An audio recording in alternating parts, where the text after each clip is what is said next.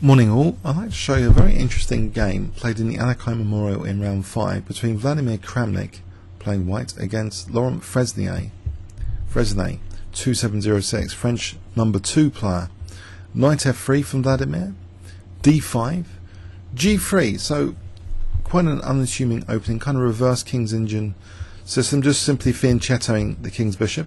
Knight c6 as though there's an interest in e5. Vladimir stops c5 here by playing d4. Bishop g4, very interesting move. So black's attempting a kind of system which is quite aggressive. It's castle queenside and bishop h3. Not quite unlike some of my chess cube warzone setups where I try and attack like this by castling queenside first. So a very entertaining setup against white's setup. Knight bd2. Queen d7, and now this h3 square is taken away from black with h3. Bishop keeps an eye on the h3 pawn though with bishop f5, c3, and now things get really interesting. Black plays e5, offering a pawn here in the style of the Albin counter gambit, with some differences though. Black's not going to be able to play d4 and white hasn't played c4.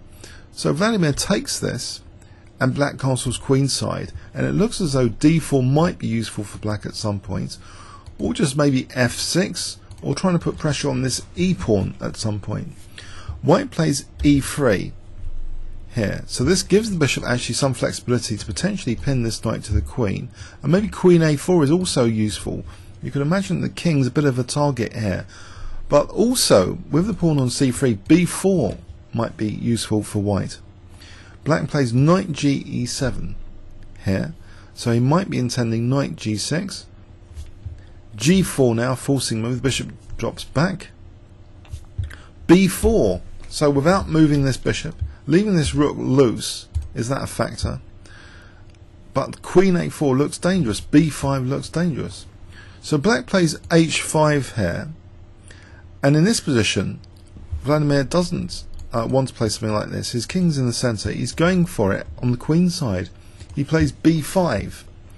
The very interesting thing here is black played h takes g4, basically sacrificing a whole knight here.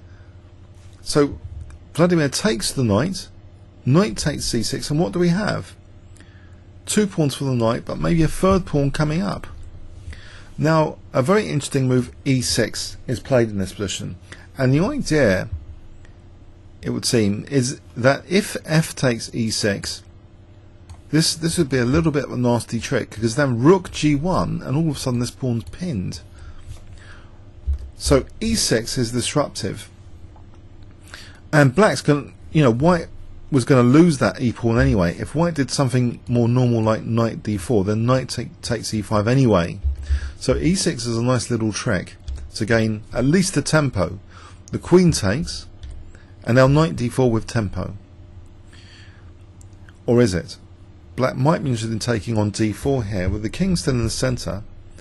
This is interesting. So knight takes d4, which ordinarily is improving white's pawn structure, and also giving this c file with c7 as a potential target. So is this justifiable?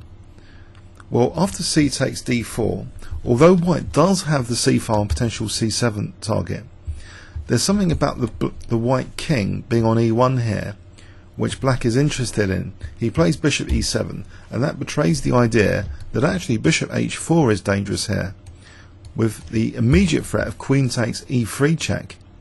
And we see now, after bishop g2, first black gets 3 pawns for the knight. I told you this was an entertaining game. Just have a look at this position. The imbalances are incredible. White's king in the centre, knight for 3 pawns, potential c-file pressure. Who's better here?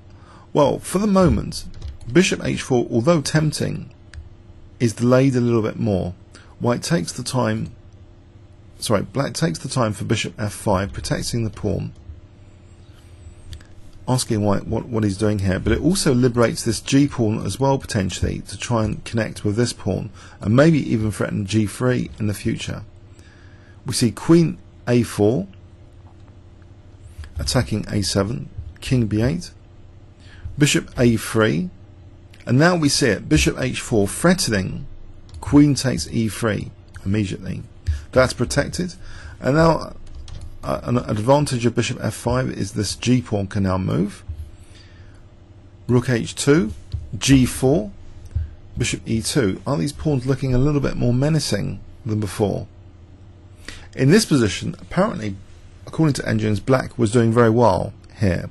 In fact, a move like rook dg8, bishop e4 was played, but rook dg8 is very dangerous for white here. For example, bishop c5, b6, queen b3, g3, f takes, bishop takes is very dangerous for the e3 pawn. For example, like this, continuation.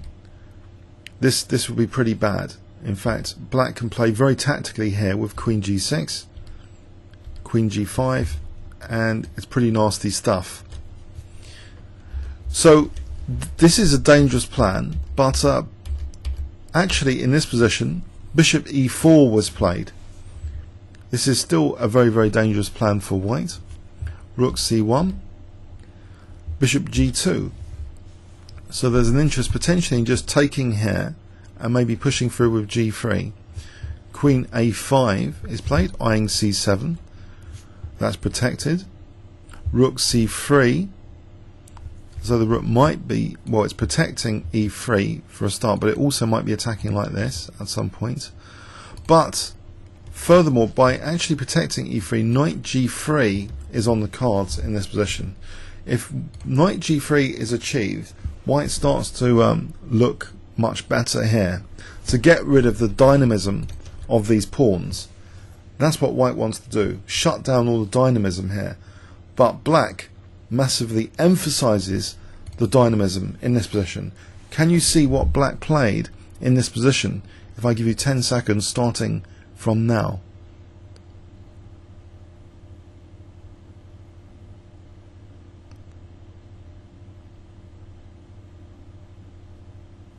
Okay, black played an incredibly dynamic move. Bishop takes f2. This is taken, and now bishop takes f1.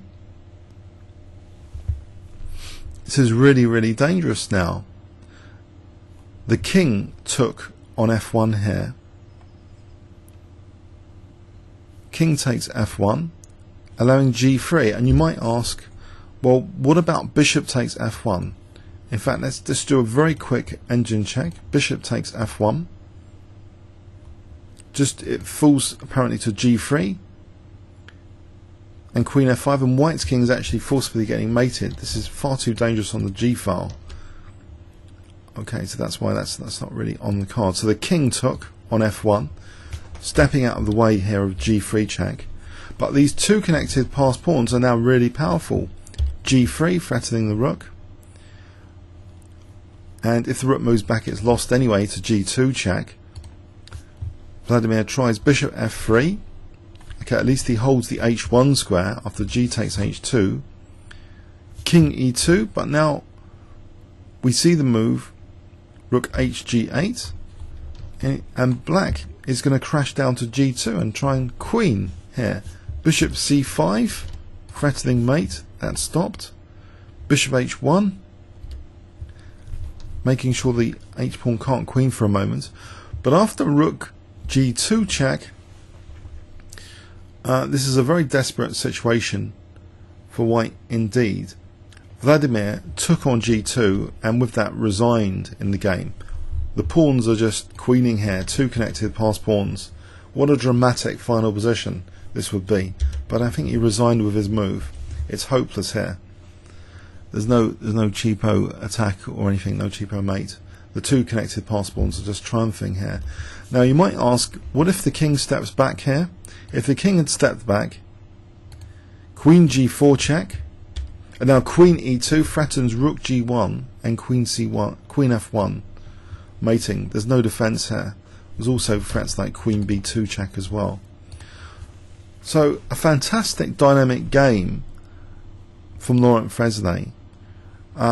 Really kind of making the most out of white's casual, non-theoretical approach, turning into a really aggressive type of gambit albin counter gambit type position with the black pieces. He really took the fight to Vladimir, and just as Vladimir was about to stamp out the dynamism of the position, came a thunderbolt, another thunderbolt, sacrificial move, bishop takes f2 check, tearing apart white's king safety and also creating two dangerous connected passed pawns in many of the variations.